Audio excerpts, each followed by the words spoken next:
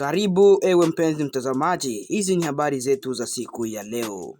Katika muktadha wa kitaifa na kimataifa, matukio mbalimbali yanaendelea kujitokeza yakigusa masuala ya usalama, siasa, uchumi pamoja na maendeleo ya miundombinu.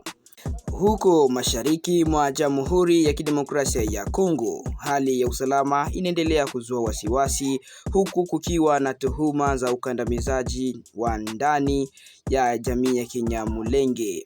Wakati huo huo, juhudi za kisiasa zinaanza kuzaa matunda katika kuharakisha ukarabati wa barabara kuu namba 5 RN5, hatua inayotarajia kufungua uchumi wa Sud Kivu.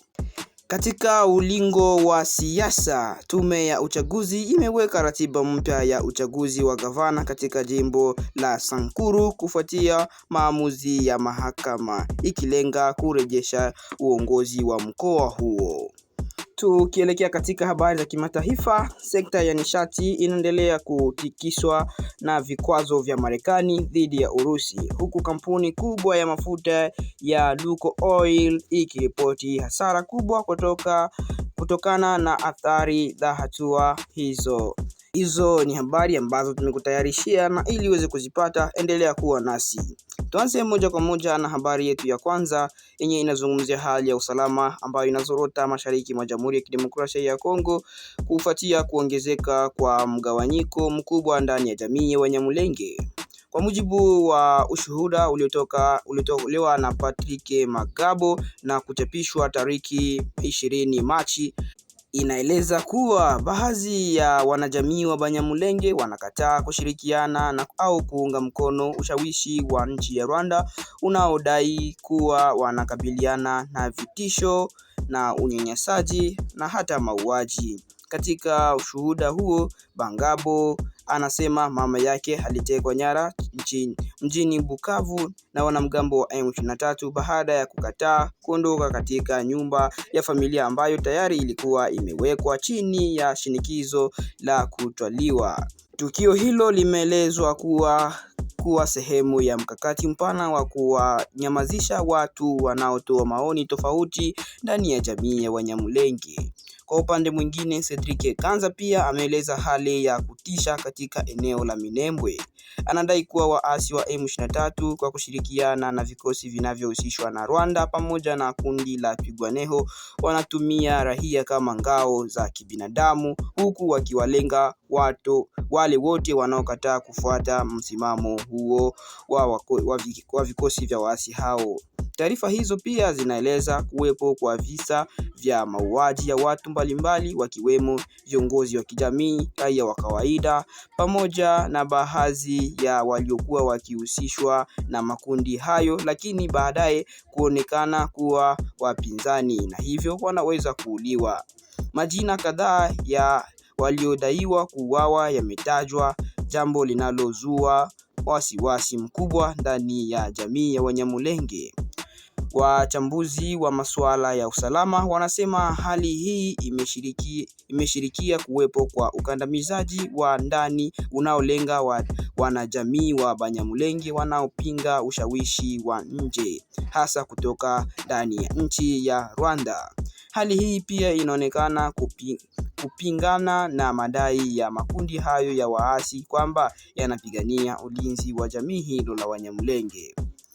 Kutokana na hali hiyo, wito unatolewa kwa jumuiya ya kimataifa kuongeza uangalizi na kuchukua hatua za haraka ili kuhakikisha ulinzi wa raia pamoja na uchunguzi huru kutoka kwa hutuma hizo ambazo Wanyamulenge wameweza kuzitoa kwa hisia nzito. Kwa ujumla, hali hii inaonyesha mgawanyiko mkubwa ndani ya jamii ya Banyamulenge ambao wanaendelea kuathiri zaidi usalama na utulivu wa eneo la mashariki mwa Jamhuri ya Kidemokrasia ya Kongo. Hizo ni habari kutoka huko kwenye jamii la Wanyamulenge ambao wanaishi Minembwe, Mikenge na eneo zingine za Fizi. Acha basi tuingie kwenye habari inayohusu kujengwa kwa barabara namba 5 ya kutoka Luanga hadi Pemba katika mkoa wa Kivu Kusini. Kama vile tunavyojua, Taarifa zinaeleza kuwa juhudi hizo zinasukumwa na mbunge Theophile Iubwe ambaye ameendelea kushinikiza mradi huo uliokuwa umekwama kwa muda mrefu. Kupitia ushawishi wa kisiasa wa ngazi za juu, mchakato huo sasa umeanza kuonyesha kasi mpya ya utekelezaji. Hatua hii imepokelewa kwa matumaini makubwa na wakaaji wa Fizi pamoja na Uvira ambao kwa muda mrefu wamekuwa wakikumbwa na changamoto za miundombinu mibovu ya barabara. Ukarabati wa barabara hiyo unatajwa kuchangia kwa kiasi kikubwa kufungua uchumi wa eneo la Kivu Kusini, kuharakisha au kuhusisha usafirishaji wa bidhaa pamoja na kuboresha usafiri za wananchi. Washambulizi wanasema kuwa iwepo mradi huo utakamilika kama ilivyopangwa, utaongeza mzunguko wa biashara na kuimarisha uhusiano wa kiuchumi katika maeneo mbalimbali ya mkoa wa Kivu Kusini. Tuelekee basi huko Urusi ambako kampuni kubwa ya mafuta ambayo inaitwa Lukoil inaweza kukumbwa na hatari kubwa kutoka kwa vizuizi vya Marekani.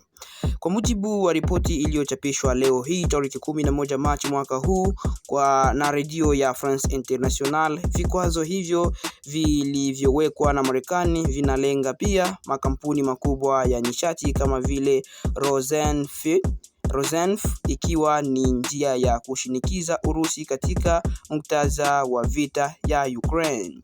Hata hivyo, kufuatia kupanda kwa bei ya mafuta duniani, White House imechukua hatua ya muda kulegeza baadhi ya vikwazo, hasa kwa mafuta yaliyokuwa tayari yamesafirishwa baharini, hatua ambayo imeipa Urusi nafuu ya muda mfupi. Licha ya hatua hiyo, hatari za vikwazo bado ni kubwa. Kampuni ya Lukoil ambayo ina uwekezaji katika nchi mbalimbali ikiwemo Ulaya, Iraq na Kazakhstan imekumbwa na changamoto kubwa ya kuendesha shughuli zake za kimataifa kutokana na kuzuiwa kufikia mifumo ya kifedha, bima na benki za Marekani. Kutokana na hali hiyo, mwezi Januari kampuni hiyo ililazimika kuuza sehemu kubwa za mali zake za nje kwa bei ya chini kwa mfumo wa uwekezaji wa Marekani. Taarifa za kifedha zinaonesha kuwa Lukoil imepata hasara inayokadiriwa kufikia dola bilioni 20 za Kimarekani, ikiwa ni pigo kubwa kwa sekta ya nishati ya Urusi. Hizo zilikuwa ni habari ambazo tulikuwa tunakusogezea kwa siku ya leo, na hii ni Kwetu News 24 ambayo inakuletea habari hizo. Na ili uweze kuonyesha kuwa unathamini kazi ambayo tunazidi kufanyia siku baada ya siku, mpenzi mtazamaji, usisahau kushare, kusubscribe na kucomment ili kuweza kutujulisha unatufuata ukiwa wapi na maoni yako kuhusu vita ambazo zinaendelea kufanywa siku baada ya siku katika dunia hii ambayo tunaishi ndani yake. Tunafurahi kuwa pamoja nawe, na hata basi tukutanane wakati ujao, ni kusema kesho asubuhi kwa habari za asubuhi na mapema.